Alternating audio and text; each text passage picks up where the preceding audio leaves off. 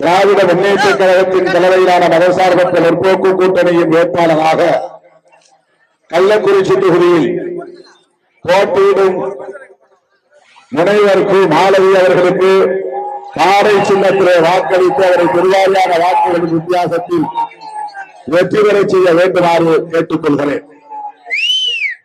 திராவிட முன்னேற்ற கழக தலைவரும் தமிழ்நாடு முதலமைச்சருமான ஒரு மதிப்பிற்குரிய அண்ணன் வெற்றிவேல் கருணாநிதி ஸ்டாலின் அவர்களின் வாழ்த்துக்களோடு மாண்புமிகு அமைச்சர் அண்ணன் ஏவா வேலு அவர்களின் வாழ்த்துக்களோடு திராவிட முன்னேற்ற கழகத்தின் மாவட்ட கழக செயலாளர் அன்பு சகோதரர் வசந்தன் கார்த்திகேயன் அவர்களின் வாழ்த்துக்களோடு தோழமை கட்சி தலைவர்களின் நல்வாழ்த்துக்களோடு அண்ணன் மலையரசன் உள்ளிட்ட திராவிட முன்னேற்ற கழகத்தின் மூத்த முன்னணி பொறுப்பாளர்களின் வாழ்த்துக்களோடு இந்த களத்தில் போட்டியிடும் விடுதலை சிறுத்தைகளின் வேட்பாளர் முனைவர் கு மாலவி அவர்களுக்கு உங்களின் பேராதரவை நல்க வேண்டும், நல்லாதரவை வழங்க வேண்டும் என்று கேட்டுக் கொள்கிறேன். திமுக தலைமையில் ஏற்கனவே 2011ஆம் ஆண்டு விடுதலை சிறுத்தைகள் கட்சி இந்த தொகுதியிலே சுயேட்சை சின்னத்திலே போட்டியிட்டது. அன்றைக்கு வெற்றி வாய்ப்பை பெற இயலவில்லை. ஆனால் இன்றைக்கு விடுதலை சிறுத்தைகள் கட்சி அதன் தலைவர் அவர்களின் வாழ்த்துக்களோடு அங்கீகாரம் பெற்ற ஒரு கட்சியாக, மாநில கட்சி என்கிற அங்கீகாரம் பெற்ற ஒரு கட்சியாக விடுதலை சிறுத்தைகள் கட்சி சொந்த சின்னமான பானை சின்னத்தில் போட்டியிடுகிறது. தமிழ்நாட்டிலே 8 தொகுதிகள் அண்ணன் ஸ்டாலின் அவர்கள் மனவு வந்து விடுதலை சிறுத்தைகளுக்கு ஒதுக்கி இருக்கிறார். இந்த 8 தொகுதிகளில் 2 தொகுதிகளில் பெண்களை வேட்பாளராக 25% பெண்களை வேட்பாளராக விடுதலை சிறுத்தைகள் கட்சியின் சார்பில் நிறுத்தி இருக்கிறோம். கள்ளக்குறிச்சியில் ஒரு பெண் வேட்பாளர், அரக்கோணத்திலும் ஒரு பெண் வேட்பாளர். ஆகவே இந்த தொகுதியில் பெண் வேட்பாளராக போட்டியிடுகிற மாலவி அவர்கள் பிடெக் படித்த என்ஜினியர், எம்எல் படித்த ஒரு வழக்குரைஞர். இந்த தேர்தலில் போட்டியிடுவதற்கு முன்பு வரையில் அடிஷனல் கவர்மெண்ட் லீடர் என்கிற அரசு வழக்குரைஞராக பணியாற்றியவர். அது மட்டுமில்லாமல் சட்டத்தில் PhD டாக்டரேட் முடித்திருக்கிறார். இந்த கல்வி தகுதியில் ஒரு வேட்பாளரை கள்ளக்குறிச்சியிலே நிறுத்தி இருக்கிறோம். அதற்கு உங்களுடைய ஆதரவு தேவை. குறிப்பாக விடுதலை சிறுத்தைகள் இந்த எஞ்சிய நாட்களில் வீடு வீடாக சென்று வீடு வீடாக சென்று ஒரு ஓட்டு கூட வீணாகாமல், விரைவாகாமல், சிந்தாமல், சிதையாமல் அனைத்தையும் பாறை சின்னத்திற்கு கேட்டு பெற வேண்டும், சேகரிக்க வேண்டும். இது என்னுடைய சிறுத்தைகளுக்கு விடுக்கிற வேண்டுகோள். வாக்காளர் பொதுமக்களுக்கு நான் விடுக்கிற வேண்டுகோள். தமிழ்நாடு பலவிசாரி பிற்போக்கு சக்திகளின் கைகளில் சிக்கிக் கொள்ளாமல் பாதுகாக்கப்பட வேண்டும். யார் அந்த வடவிசாரி பிற்போக்கு சக்திகள்? அதிமுக பாஜக தலைமையிலான கூட்டணியில் இடம்பெற்றுள்ள கட்சிகள். அவர்களின் நோக்கம் என்ன? எதற்காக கூட்டணி சேர்ந்திருக்கிறார்கள்? ஒருவருக்கொருவர் கடுமையான விமர்சனங்களை செய்து கொண்டவர்கள் ஏன் இப்போது கைகோர்த்திருக்கிறார்கள்? அதிமுகவுக்கும் பாஜகவுக்கும் ஏழாம் பொருத்தம். அவர்கள் கொள்கை அடிப்படையில் ஒருபோதும் ஒருங்கிணைய முடியாது. செல்வி ஜெயலலிதா அம்மையார் அவர்கள் 2014ஆம் ஆண்டு நடைபெற்ற நாடாளுமன்ற பொதுத் தேர்தலின் போது தேர்தல் பிரச்சாரத்தில் பேசிய பேச்சு என்ன தெரியுமா? மோடியா லேடியா மோதி பார்க்கலாம், யார் இங்கு இருந்து சவால் விட்டவர்தான் செல்வி ஜெயலலிதா அம்மையார். ஏனென்றால் மோடி தலைமையிலான பாஜக தமிழ்நாட்டுக்குள்ளே வந்து காரியங்க கூடாது என்று ஒத்தமையறிஞர் கலைஞர் மட்டுமல்ல ஜெயலலிதாவும் விரும்பினார். தேர்தல் களத்தில் அதிமுகவுக்கு எதிரி திமுக, திமுகவுக்கு பகை அதிமுக. அப்படி இருக்கிறது ஜெயலலிதா அம்மையார் ஒத்தமையறிஞர் கலைஞர் அவர்களை எதிர்த்து பேசியதை விட, திமுகவை எதிர்த்து பேசியதை விட கடைசி நேரத்தில் ஆக்ரோஷமாக அவர் யாரை எதிர்த்தார் என்றால் பிஜேபியை எதிர்த்தார், மோடியை எதிர்த்தார். ஏன் என்பதை அதிமுக தொண்டர்கள் புரிந்து கொள்ள வேண்டும். ஜெயலலிதா அம்மையார் சட்டமன்றத்திலேயே சொன்னார், நான் காப்பாற்றினார் என்று சொன்னார். பார்ப்பன வகுப்பை சார்ந்த பெண்மணி, பார்ப்பனர்களுக்காக உருவாக்கப்பட்ட அரசியல் கட்சியான பாஜகவை கடுமையாக எதிர்த்தார். மோடியை எதிர்த்தார், அமித்ஷாவை எதிர்த்தார். அது மட்டுமில்லாமல் என் வாழ்க்கையில் நான் செய்த மிகப்பெரிய அரசியல் பிழை, வரலாற்றில் நான் செய்த மிகப்பெரிய தவறு பாஜகவோடு கூட்டணி வைத்ததுதான் என்று சொன்னவர் யார்? ஜெயலலிதா அம்மையார். ஏன் சொன்னார்? பாஜக சராசரியான அரசியல் கட்சி அல்ல, மதவெறி பிடித்த கட்சி, சாதி வெறியை தூண்டுகிற கட்சி, வெறுப்பு அரசியலை பரப்புகிற கட்சி, சமூக நீதிக்கு எதிரான கட்சி, சகோதரத்துவத்திற்கு எதிரான கட்சி, சமத்துவத்திற்கு எதிரான கட்சி. அதனால்தான் பெரியார் பாசறையில் உருவான அதிமுகவின் பொதுச் செயலாளர் செல்வி ஜெயலலிதா அம்மையார் சமூக நீதி காத்த வீராங்கனை என்று நம்முடைய தமிழர் தலைவர் ஐயா வீரமணி அவர்களால் பாராட்ட பெற்ற ஜெயலலிதா அம்மையார் மோடியை எதிர்த்தார், பிஜேபியை எதிர்த்தார். அத்துடன் அவர் நின்றுவிடவில்லை. நான் செய்த பெரும் பிழைக்கு தவறுக்கு பரிகாரமாகத்தான் வாஜ்பாயின் தலைமையிலான ஆட்சியை நான் கவிழ்த்தேன். இது ஜெயலலிதா அளித்த ஒப்புதல் வாக்குமூலம். அத்துடன் நின்றுவிடவில்லை. ஜெயலலிதா அம்மையார் சொன்னார், அதிமுக எந்த காலத்திலும் பிஜேபியோடு கூட்டணி சேராது. இதுதான் எடப்பாடி பழனிசாமி அவர்களுக்கு நான் நினைவூட்ட கடமைப்பட்டிருக்கிறேன். அதிமுக தொண்டர்களுக்கு நான் நினைவூட்ட கடமைப்பட்டிருக்கிறேன். ஜெயலலிதா அம்மையாரையும் எம்ஜிஆரையும் நேசிக்கிற, இரட்டை இலைக்கு வாக்களிக்கக்கூடிய அந்த தொண்டர்களுக்கு நான் நினைவூட்ட கடமைப்பட்டிருக்கிறேன். ஜெயலலிதா அம்மையாரின் விருப்பத்திற்கு மாறாக அதிமுக பாஜக கூட்டணியை உருவாக்கி இருக்கிறது. யாருக்காக? எதற்காக? ஏன்? எடப்பாடி விளக்குவாரா? திமுகவோடு கூட்டணி ஏன் என்று என்னால் சொல்ல முடியும். விடுதலை சிறுத்தைகளோடு கூட்டணி ஏன் என்று திமுகவால் சொல்ல முடியும். இடதுசாரிகளோடு கூட்டணி ஏன் திமுகவால் சொல்ல முடியும். திமுகவோடு கூட்டணி ஏன் இடதுசாரிகளால் சொல்ல முடியும். அதுபோல காங்கிரசோடு கூட்டணி திமுகவால் சொல்ல முடியும். திமுகவோடு ஏன் கூட்டணி காங்கிரசால் சொல்ல முடியும். காரணங்கள் இருக்கின்றன. கொள்கை பிடிப்புதான். ஒரே ஒரு சொல்லில் சொல்ல முடியும், மதச்சார்பின்மை என்பதுதான். தமிழறிஞர் கலைஞர்கள் இந்த கூட்டணிக்கு வைத்த பெயர் மத சார்பற்ற முற்போக்கு கூட்டணி. எவ்வளவு கோட்பாட்டு பார்வையோடு, தொலைநோக்கு பார்வையோடு கலைஞர் அவர்கள் இந்த கூட்டணிக்கு பெயர் சூட்டி இருக்கிறார் என்பதை பொதுமக்கள் புரிந்து கொள்ள வேண்டும். மதச்சார்பின்மை என்பதுதான் இந்திய அரசியலின் மைய பொருளாக இன்றைக்கு பேசப்படும் பொருளாக இருக்கிறது. இந்த தேர்தலிலும் அதிமுக என்கிறது என்று நம்முடைய கூட்டணியின் தலைவர் தளபதி ஸ்டாலின் எங்கேயும் சொல்லவில்லை.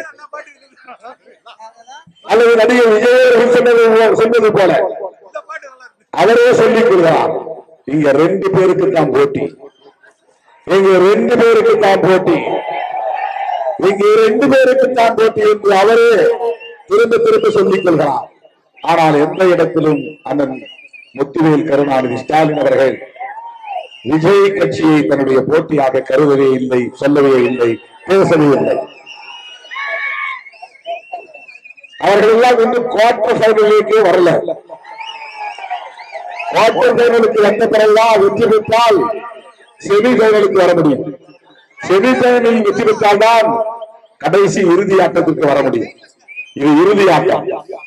அதிமுக பாஜக கூட்டணிக்கும் திமுக தலைமையிலான மதசார்பற்ற முற்போக்கு கூட்டணிக்கும் இடையிலே நடக்கிற ஒரு மக்கள் யுத்தம். இது மதசார்பு சக்திகளா, மதசார்பற்ற சக்திகளா, வலதுசாரி சக்திகளா, இடதுசாரி சக்திகளா, பிற்போக்கு சக்திகளா, முற்போக்கு சக்திகளா?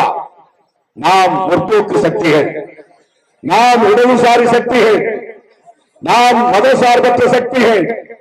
இந்த கூட்டணிக்கு நேர் எதிரான கருத்து கொண்ட கூட்டணி தான் கொள்கை இல்லா, பொருத்தமில்லா கூட்டணி. எடப்பாடி அவர்களால் இந்த மேடையிலாவது சொல்ல முடியுமா? நான் கேள்வி கேட்கிறேன் என்பதால் சொல்ல மாட்டான். திருமாவளவனுக்கெல்லாம் நான் பதில் சொல்லணுமா என்று நினைப்பான். திருமாவளவனுக்கும் பதில் சொல்லுகிற காலம் வரும், காத்திருங்கள்.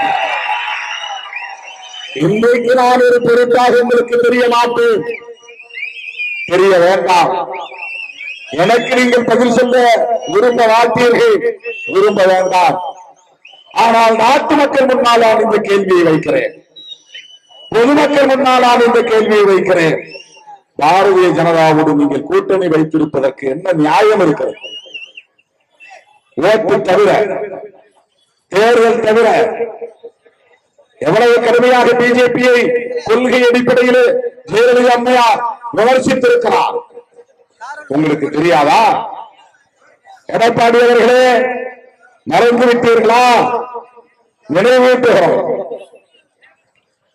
பாமகவின் ஒரு பிரிவு தலைவர் அன்புமணி எடப்பாடி அவர்களை பற்றி என்னவெல்லாம் சொன்னார்? ஏதோ டயர் என்று சொன்னார். அந்த வார்த்தை எனக்கு சொல்ல வரவில்லை.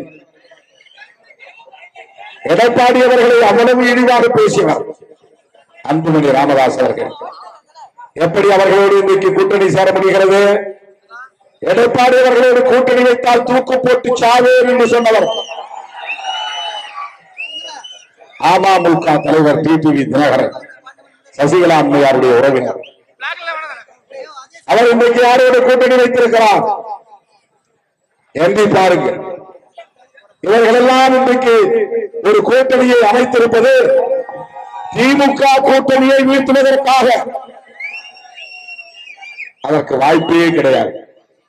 திமுக கூட்டணியின் பலம் இந்தியாவே அதிர்ந்து போய் நிற்கிறது, அரசியல் களமே அதிர்ந்து போய் நிற்கிறது. எங்க கூட்டணிக்கு வந்த ஆட்சியிலே பங்கு என்றார் நண்பர் விஜய், ஒரு ஆள் கூட போகல. அதிமுக கூட்டணியில் இருந்து வெளியேறிய தேமுதிக மீண்டும் அதிமுக அணிக்கு போகும் என்று எல்லோரும் ஆர்வம் சொல்லிக் கொண்டிருந்த போது அவர் அதிமுக பக்கமும் போகவில்லை, விசிலடிக்கிற பக்கமும் போகவில்லை. எங்கே வந்தார்?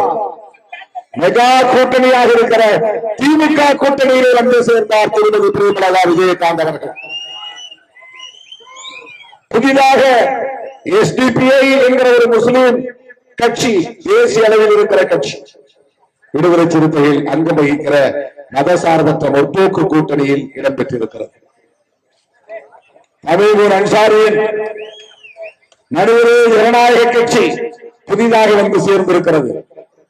நடிகர் கருணாஸ் புதிதாக வந்து சேர்ந்திருக்கிறார். கே செல்வகுமார் புதிதாக வந்து சேர்ந்திருக்கிறார். இப்படி பல கட்சிகள்.